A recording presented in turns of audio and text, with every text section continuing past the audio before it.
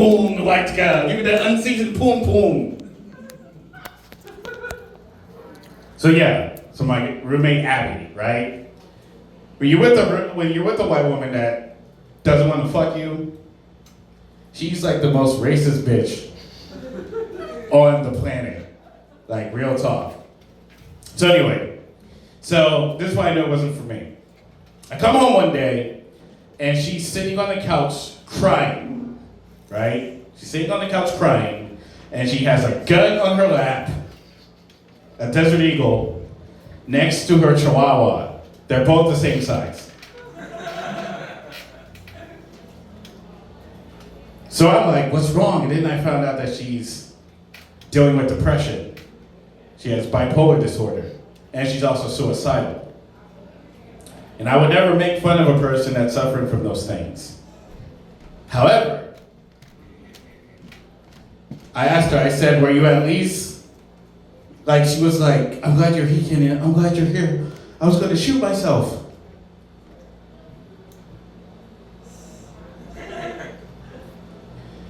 Were you at least going to give me a 30-day notice first? Because that was the arrangement that we made when we signed the lease. You understand what I'm saying?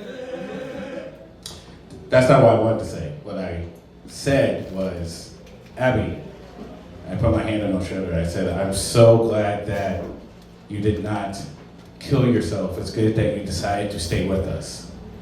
Because if you have killed yourself and I would have come home, I would have gone to jail for the rest of my life. Do you understand this? Like, I'm not going to be able to explain me in an apartment in Claremont, California with a dead white bitch. You understand what I'm saying? Like this?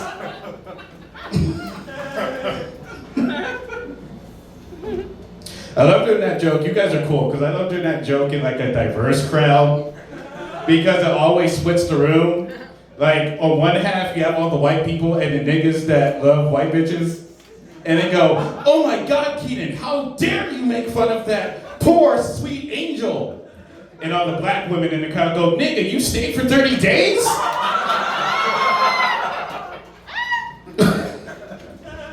You got what you deserved.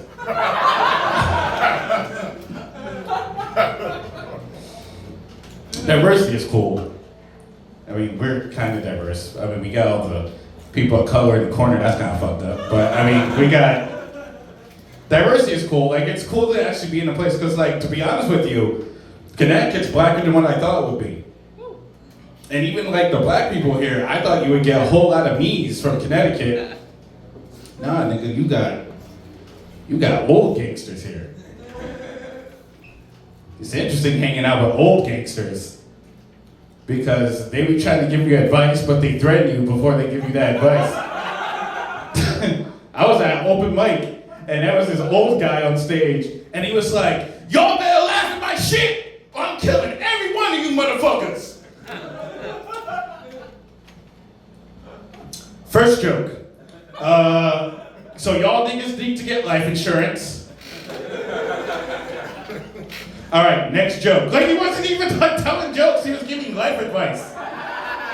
Make sure you have a policy so you can pay for your funeral. Like, it's like...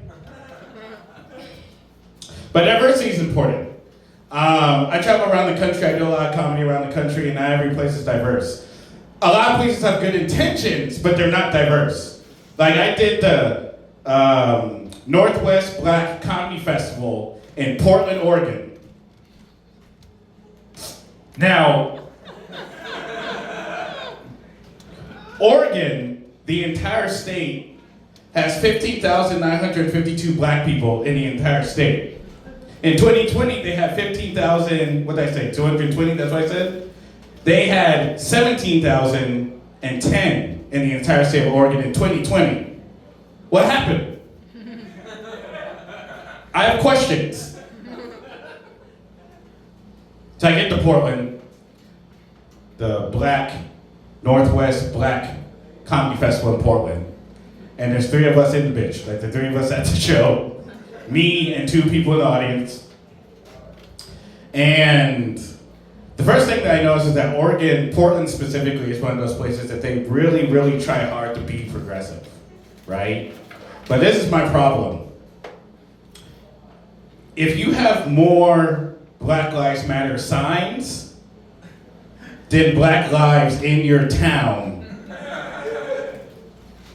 I don't believe you. Do you understand what I'm saying? Like this? Like if you were in Oregon and you came up to me like, yo, Keenan, Black Lives Matter, I'd be like, how do you know? Because this is how racism works. Racism works is when you know the worst of that group and you still like that group. So if you're a white person and you're like, hey, Black Lives Matter, I have 3 questions for you. Question number 1, white person. White person. Honky? No, just kidding. If I have 3 questions. Question number 1.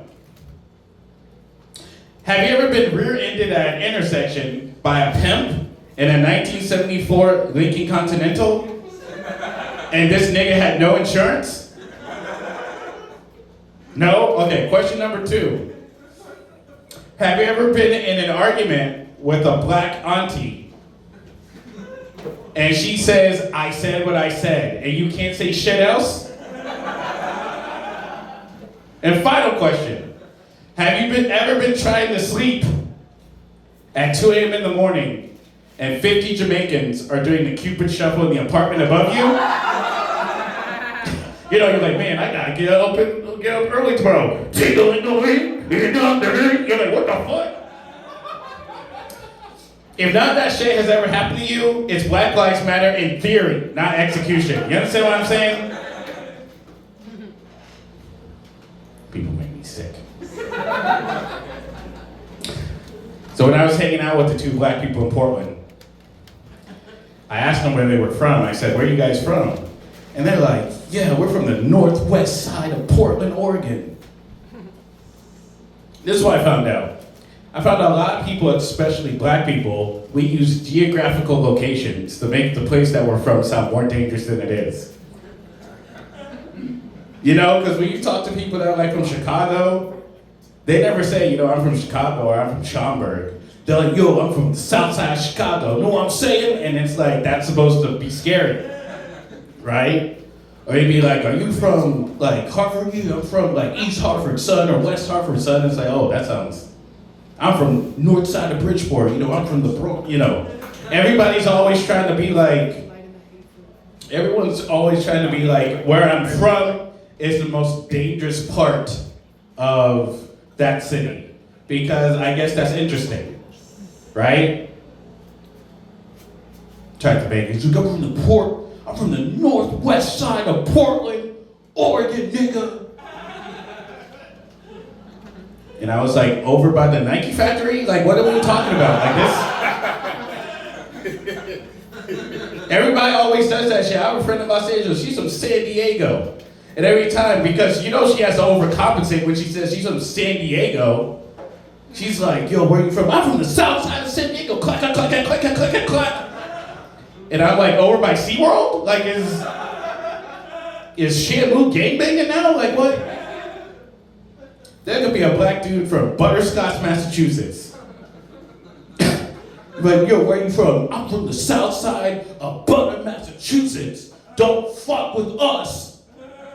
You're like, between Coco Canyon Causeway and Moo Moo Farms Drive? By the Marshmallow Factory, nigga? Like, what? Nigga, we live in Candyland. Like, what are you talking about? Like, I know your grandmother. Linda Swirly, I know her. Like, we grew up, she used to give us ice cream and gummy bears. No one likes positivity anymore. Everybody hates positivity. Like, no one wants to listen to, like, a positive story. Nobody, like, all the stuff that blows up is always, like, some bullshit. It's always, like, something like bad relationships, you know, violence, someone got killed. That's what gets the clicks. That's what everyone likes. That's why everyone has to, like, overcompensate when they talk about where they're from. No one's ever gonna say they're, like, they had a nice childhood. No one gives a fuck about that. Have you ever been telling someone a story and you get booed in the middle of your story? I remember I was talking to some friends of mine. They were from the Bronx. And I was like, yo, so when I was young, my dad and I, boo! I was like, what the fuck? grew up with your daddy. Shut the fuck up, nigga. We don't care. Boo. I'm like, what? I was gonna tell you about the time my dad and I put together a train set. It was amazing. No one wants to hear about my train set. No one wants to hear about positivity. When was the last time you saw like one of those hip-hop origin movies and a Jewish agent goes to like a Howard graduation?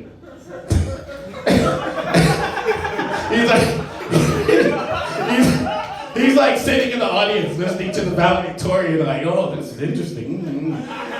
Yeah, very good. And the valedictorian's like, with our resolve, we will come together and we will become the next generation of American. And I said, yeah. And then after the graduation, after like the reception, the Jewish agent goes up to the valedictorian. He says, hey, you know that story that you told on stage about coming from a really strong family and getting a scholarship for rocket science and coming to this school and not getting in any trouble and being a positive role model and getting straight A's? You know that story you told? He's like, yeah, you need to get on the mic and tell that shit. Like, nobody's gonna ever... Straight out of Hartford, I went down to UConn, and then I would go pick apples for fun. Like, no one wants to buy that album. You know you're a pawn because you're the best. Why don't you sit down and play me in chess? No one's gonna listen to that shit. That's what happened to Kanye. If you saw the Kanye documentary, you know the Kanye West documentary, he was positive for the first half of his career. No one gave a fuck. Like, he would go to Rockefeller Records with his mixtape, hi everybody, with his backpack and shit and sweater, hi everybody. That nigga had to get in a car accident and smash his face in. And then Jay-Z was like, this might be something now. Like, it's, how about you do an album with your fucking plastic face wrapped up in wires and shit? Then he got with the Kardashians and started worshiping the devil. See, now everyone gives a fuck. No one cares. When he was rapping about college, they were like, ugh. Same thing happened with Donald Glover. Like, no one cares about. Donald Glover had to change his name to a Pokemon character for us to give a fuck. He's like, this is my alter ego. That's why you see so many rappers not in front of you. You have so many rappers from the suburbs that are like making up weird stories. And their parents have to come out and like corroborate that. It's like, no, we're not crackheads. We're very positive role models for our children. And they went to private school, actually. They went to private school. They've never done, the only drugs they've done is Flintstone vitamins. We just want everyone to know that we don't know what they're talking about Percocets and Xanax. We're just trying to let you know that they're actually really good kids. As a matter of fact, after they record their albums, they go home in the cul-de-sac every night. I don't know why they keep telling you all that they're from the south side of Butterscotch, Massachusetts. We don't know why. Nobody cares. That's what Drake's problem is. That's what Drake's problem is. Drake was born in the safest place on earth. He was born in Toronto. No guns allowed in Toronto. And he's trying to talk all tough. Like, he came out, he's trying to convince us he's Scarface. We all saw Degrassi. We know what happened. Like, in his mind, he's Al Pacino up on that balcony, high on coke and adrenaline. No!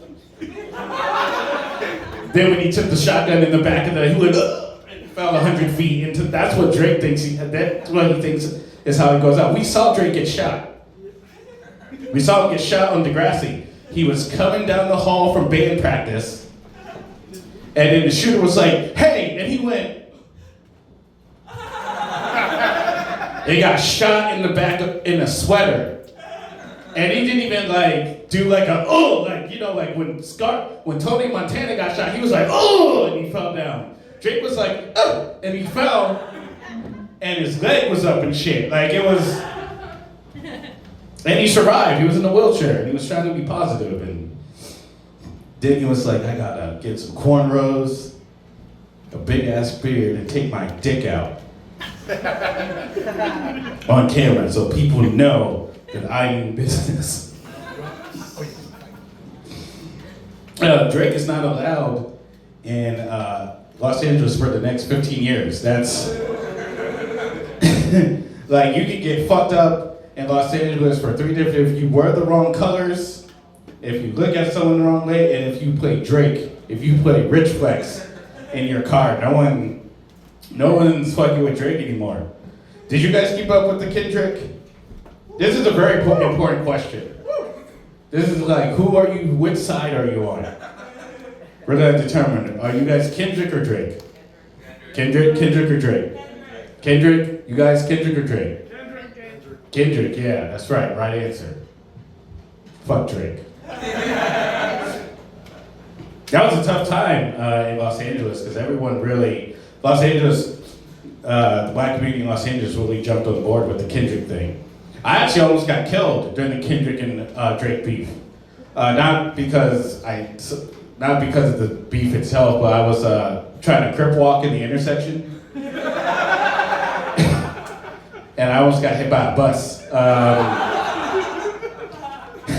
But if They Not Like Us didn't exist, that wouldn't have been an issue. You understand what I'm saying? I was trying to get down. I mean, the crosswalk looked just like one of those what do you call them? The hopscotch things. I was like, oh shit. Oh man, Drake and Kendrick, boy, you really got him good. No, the last person to be able to unify the Bloods and the Crips in Los Angeles was Rodney King. So with the beating that Drake took, I want to say he's the new Rodney King of our time. You understand what I'm saying? Like and he get the Super Bowl, all that stuff. Then he tried to fake a shooting in Toronto, Canada, the safest place on earth. We're like, who shot you, Drake? Who shot you with a rubber band? If you think the Trump assassination attempt was staged, in both instances, the Drake assassination attempt and the Donald Trump assassination attempt, someone other than the niggas, other than the target, got shot. That's very suspicious. All right, I lied. I didn't almost get killed during the Drake and Kendrick thing. I didn't almost get hit by a bus. I got hit on by dudes with abs on scooters. That's what happened. I was in West Hollywood and I was trying to crip walk, but it looked more like a twerk. And they were passing by going, and I was scared. So my life flashed before my eyes. I did almost get jumped though. I had a show right in the middle of the height of the beef, and they brought me on stage to Rich Flex by Drake, and someone in the front stood up and said, "You did this to the game, cuz?" And I was like, "Ma'am, relax, like sit down." She was hot too. She was in the sundress. She was in the maxi dress, but she stayed like this. I was like, damn. Gangsta pussy.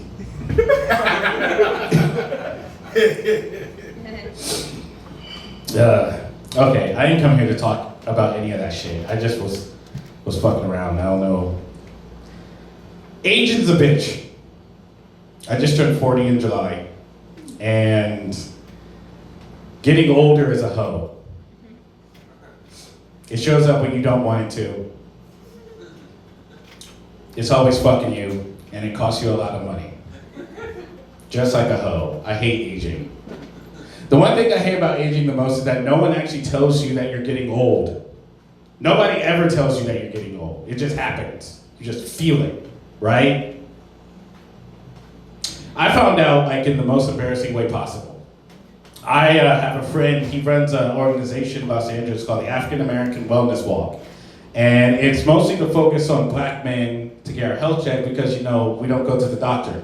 So basically he's like, yo, in November I got this wellness walk, we're gonna have barbecue, and we're going to get free healthcare, STI, blood pressure, cholesterol checks, right? So I went to support my friend. I said to myself, you know what, I'm going to go support my friend. I drink tea. I walk 10,000 steps a day. I believe in my Lord and Savior, Gary Coleman, so I should be fine. So I go to the thing, and I'm like, you know what? Let me get my blood pressure checked. So I sit down. Nurse puts the thing on my arm. She starts doing it. We're having a really nice conversation. You know, this nurse, she's actually cute, right? So I'm talking to her, and we're flirting a little bit. And have you ever been at an appointment and the person that you're talking to stops smiling halfway through your conversation? This is what happened. Like, we're doing shit. I'm like, yeah, you come here often? Have you tried the barbecue? And she stopped, and she looked at me, and she said, nigga. Which was weird because she was white. I was like, yo, it's kind of strange that you're gonna put your career on the line, but it must be serious. Like, if you're willing to get canceled, this must be serious. What is it? My blood pressure was 150 over 102, which means that my heart is fighting while I'm asleep, right? So I was like panicking. I was like, because this is when you really feel mortality. I'm like, what am I gonna do? 150 over 102? So first thing is I sent a text to my mom. I said, Mom, 150 over 102. And instead of responding back, she texted my aunt in Houston, who's a nurse. And then my aunt in Houston called me and she said, nigga. And I said, yes, I know. And she said, we need to do something about this. This is really dangerous, right? So I said, yeah, so what should I do? He said, you need to drink lots of water and jerk off. Can I get a second opinion, please? Like, what? Like, she's like, yeah, man, just eat healthy, drink lots of water and jerk off. I said, this can't be true. So I hung up with my aunt. Then I called my friends, because my friends who have no medical experience know better. I called them, I said, hey, guys, I got 150 over 102. My fucking friend, Carl, was like, oh man, that sucks. I just made some chicken wings. You want to come over and talk about it? I said, no, nigga, like I need someone to like talk me off the ledge. Well, the best advice I could give you is that you drink some water and jerk off. I said, oh my God.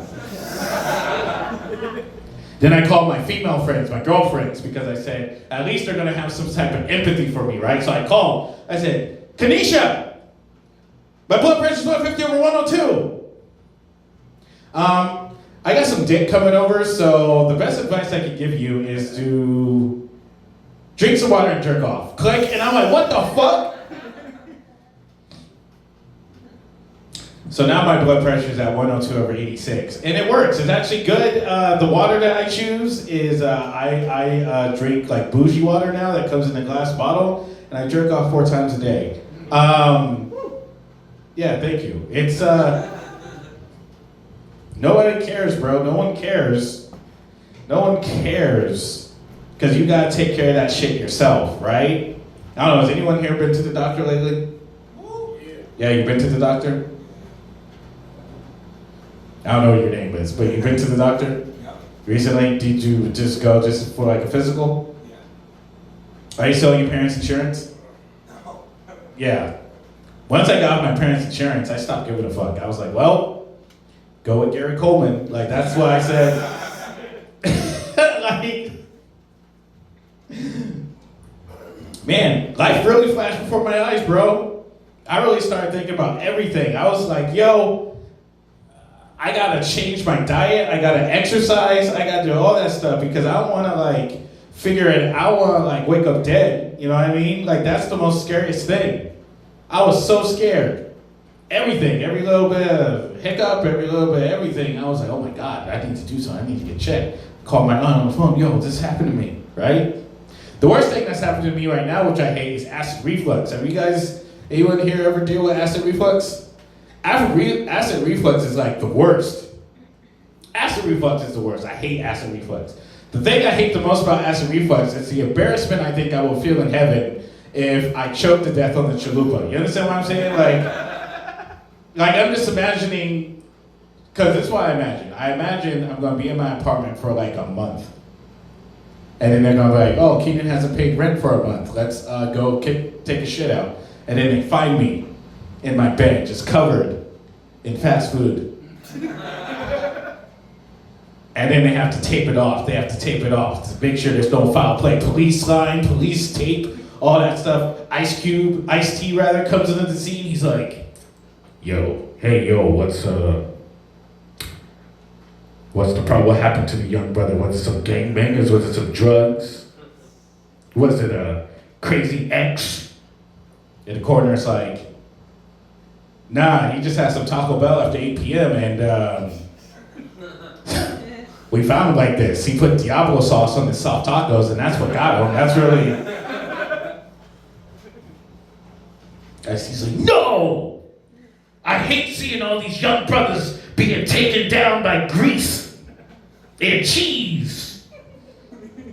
Dun dun dun dun dun dun dun dun. The worst opening of Law and Order SVU ever. These crimes are excessive and heinous. But my episode's only gonna be like 3 minutes long because they're gonna be like, hey guys, you need to take care of your health. I got a bunch of friends now. They have diabetes. They have those. What do you call it? They have those beepers. They have those beepers that you attach to your arms and to your butt cheeks that reads your sugar, and they beep, and they beep really loud too. Like when your sugar goes down, they go. It sounds like car alarms. I'm like, is someone getting robbed? He's like, nah, man. I need to eat some, he's like, I need Hershey Kiss. Like, I don't know.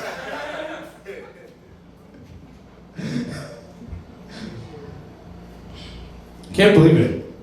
My friends, they check their shit like a beeper, right? Which, if you don't remember, is how you used to check on your hose back in the day, the beeper. And when the thing beeps, it even sounds like a hoe. You're like, man, what is it? Man, it's sugar. I'm fucking pissed, man. I don't want to deal with sugar right now. Fucking bitch.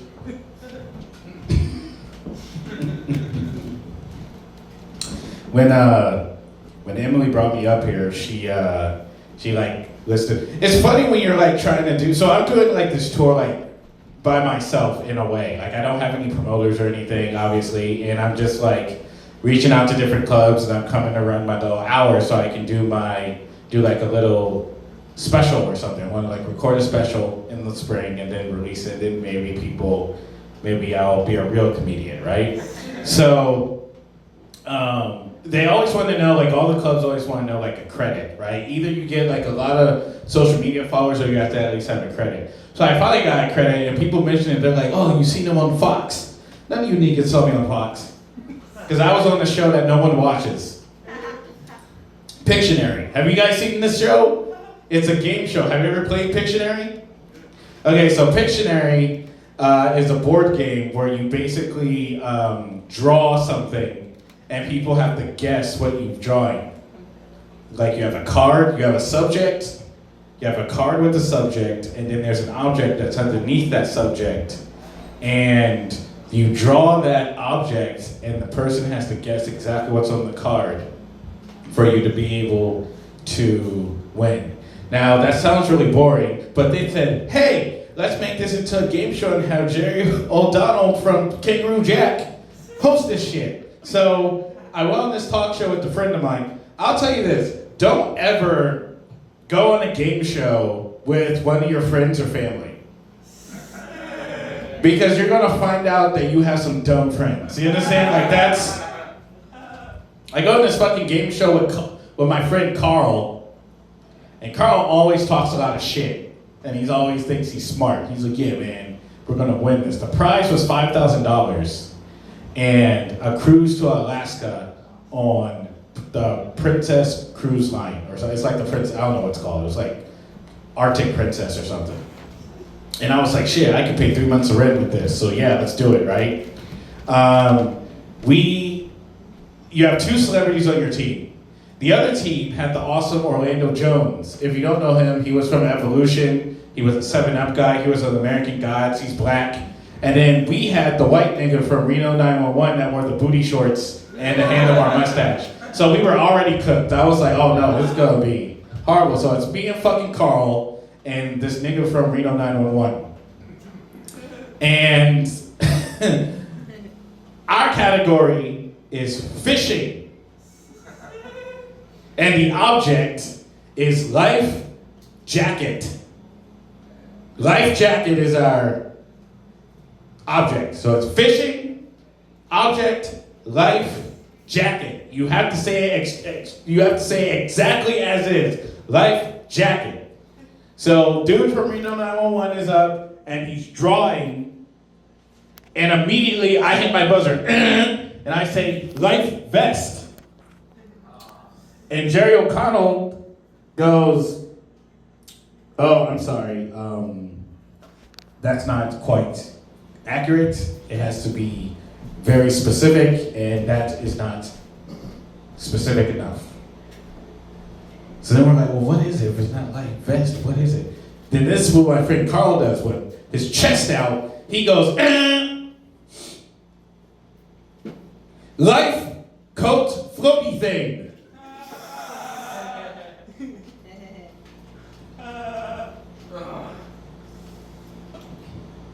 We got it wrong. Then this nigga's gonna try to get up. He's gonna try to get up and try to argue with the people in the back. Yo, this is correct. We're being cheated. Nigga, you said life coat floaty thing. That doesn't exist anywhere. Like, I don't know what you're talking about.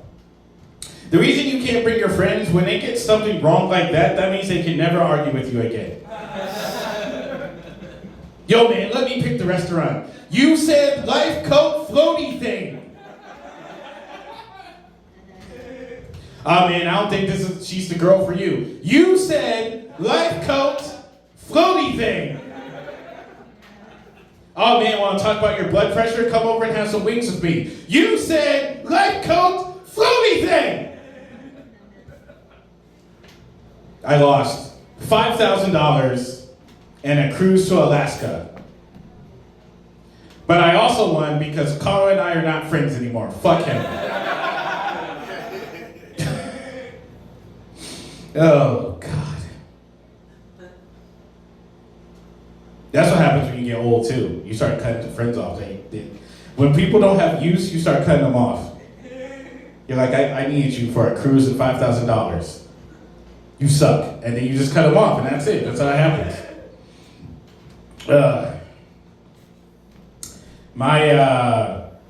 When I'm not doing this, I'm trying to make this a full-time gig, but when I'm not doing this, I work in the kitchen. Back in Los Angeles, I work in the kitchen, or La Cocina, as we call it at work. We call it La Cocina because mostly everybody in the kitchen is Mexican. And I'm one of 2 black men that work in the back. But what's cool about it is I speak Spanish. Like, I have a fucked up accent, but like, I speak Spanish. Like, I can understand you, I can speak it, and all that stuff, right? So when I first got there, my boss, Ryan, he introduces me to one of the Mexicans from Guatemala named Gordita, which if you don't know what that means, it means Lizzo in Spanish. I'm sorry, it means Little Lizzo in Spanish. And he introduced me he says, Keenan, this is Gordita. She doesn't speak any English, but she's really cool and she'll help you wherever you need, right? And I look at Gordita and I say, hola, ¿cómo está usted? And as soon as I said hola, this bitch was at me like. And then Ryan like walks away. And as soon as he walks away, she turns to me and said, listen here, puto. And I said, Gordita, I thought you didn't speak English. As far as I'm concerned, them niggas don't know I speak English. I'm like, oh my God. She's like, listen, you sound like a snitch. I can hear it in your accent. And I was like, have you heard my stand-up? And she's like, what the fuck is stand-up? And I was like, oh, damn. She said, when you hear us talking shit, when you hear us, me and the compadres, hablando, you keep your fucking mouth shut. Do you understand me, Keenan? Do you understand me, Kenan? I said, entiendo. Stop speaking fucking Spanish, Kenan! As soon as Ryan came back, he's like, oh, how's everything going? She's like, oh, senor, gracias, oh, senor. And she like walked off. And before she went to the walk-in, she looked at me and went. and went and got some raw chicken out the fucking freezer. I was like, God damn. I think she tried to get me too. You see this burn? I was pushed into the 600-degree pizza oven one day, and I know Gordita did it. It was a bunch of people. It's not a lot of room. It's like the pizza oven's where the stage is, and here's like a workstation, and then here's the area, and I'm here in the middle trying to get a fucking pizza out. There's a bunch of people in the middle, and I was like, hey guys, I need to get the pizza out, and I opened the door, and all of a sudden I felt my arm get pushed. My arm got pushed into the oven, and I sounded just like Drake on the grass. I went, oh! And people were like, oh my God, you know what's happening? And I looked up and Gordito was like, I got initiated into La Cocina. Like La Cocina's like a gang. I want to write a fucking TV show like the Spanish Power, La Cocina. And it's like, and instead of like, you know how Power has like the white guy Tommy? I'm gonna be black, but I'm not like Mexican, so I'm gonna be the equivalent of a white guy on Power, because I'm gonna be like so fucked up. Say payaso, like that's what they'll call me.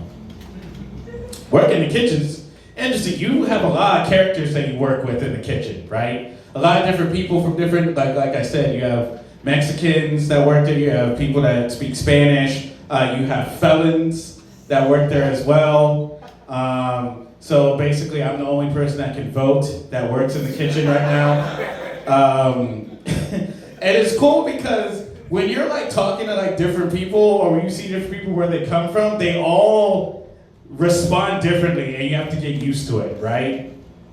Like there's this one guy, he had just got out, and he came and was working in the kitchen. He's a cool guy, like he's the normal guy. He does dishes.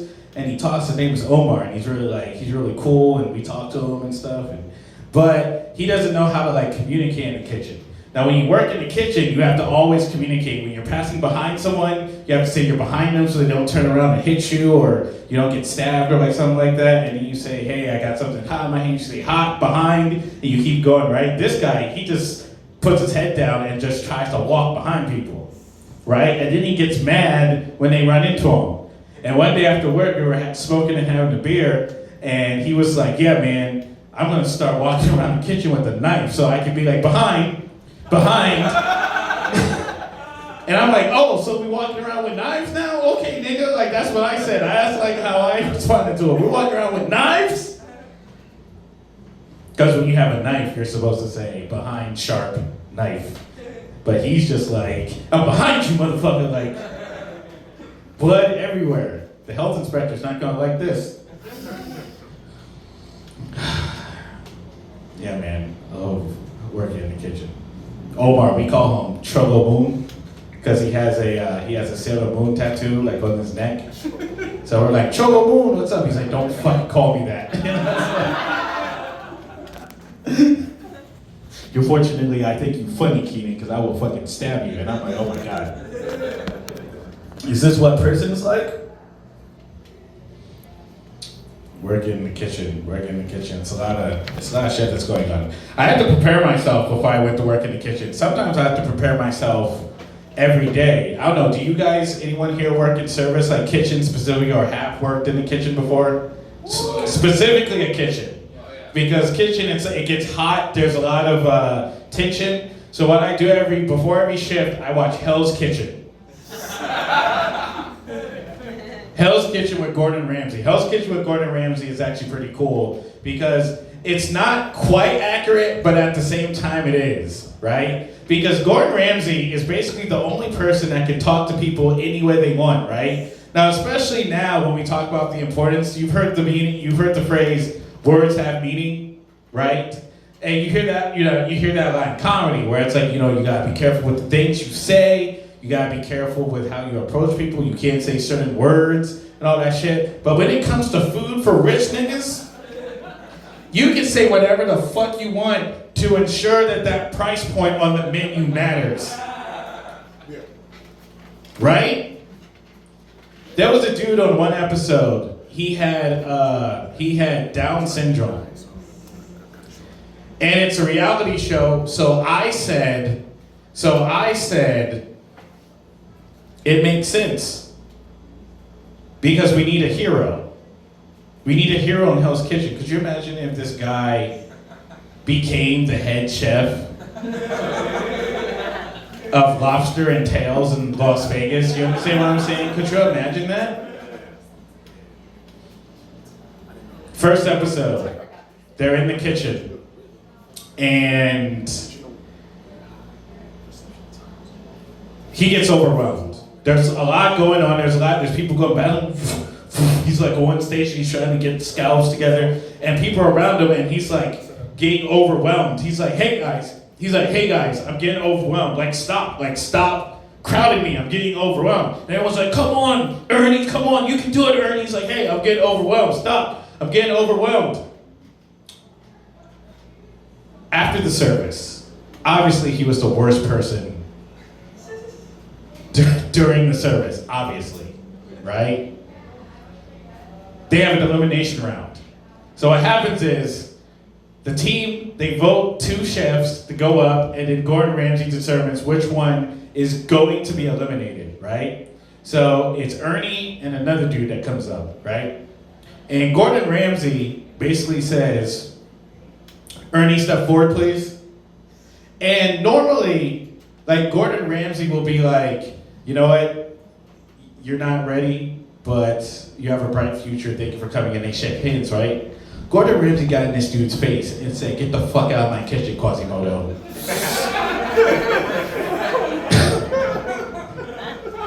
I say, "God damn, Gordon." And then he like walked out, and they do that slow motion thing where they walk out the doors, and it was in slow motion. He was like this.